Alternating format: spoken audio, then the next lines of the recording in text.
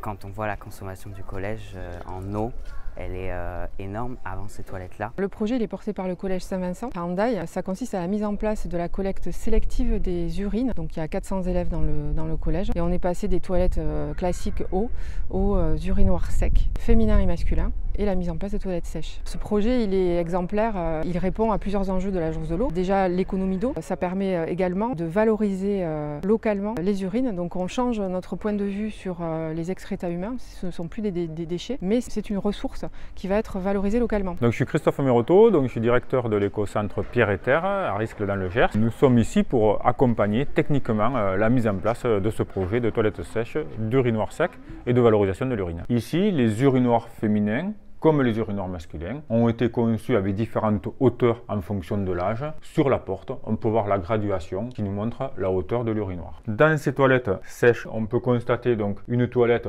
ma foi, assez classique. L'éclairage est indirect pour ne pas avoir la vue sur les matières et la colonne de chute. Et ensuite, ce qui est très important, c'est le sens de circulation de l'air. Du coup, on va prendre l'air de la pièce que l'on va aspirer dans la toilette, qui va traverser le composteur et après qui va être mis à l'extérieur. Donc c'est ça la grande différence par rapport à une toilette à eau, parce que dans une toilette à eau, la ventilation est située ici au plafond. L'avantage, c'est que même en passant juste après quelqu'un, il n'y a pas d'odeur dans la cabine. La gestion des matières se passe ici, on est sous la toilette, donc c'est cette porte que l'on ouvre pour accéder au composteur. Donc ici on est dans la cour située à l'arrière de l'établissement et des toilettes, et donc c'est ici dessous que se situe la cuve de 12 ml pour stocker l'urine. Ici se situe la commande électrique qui permet d'actionner la pompe pour remplir les contenants qui vont être amenés jusqu'aux agriculteurs. À l'école et au collège Saint-Vincent, on porte un projet écologique qu'on essaye de faire un peu systémique, un peu global. Et devant l'urgence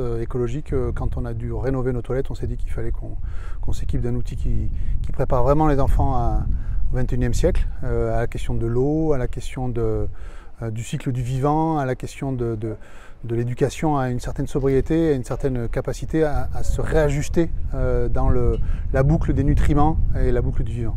Nous sommes sur un projet éminemment vertueux et si on peut ensuite développer le cercle vertueux pour que ces urines soient utilisées dans l'agriculture en guise d'engrais, on est au top. Donc oui, bien sûr que je souhaite que ce soit développé. Le fait de passer par l'école, c'est un moyen, un biais tout à fait intéressant pour pouvoir toucher les parents et essayer d'améliorer cette acceptabilité sociale. Alors maintenant que les toilettes sont en place et les urinoirs, l'idée c'est de vraiment suivre techniquement ce projet pour pouvoir le dupliquer. Donc l'idée c'est aussi de mesurer est-ce qu'il y a des économies d'intrants chez les utilisateurs et comment on dose les apports sur les parcelles qui vont utiliser cette urine qui va donc devenir un fertilisant. Au final c'est la même chose.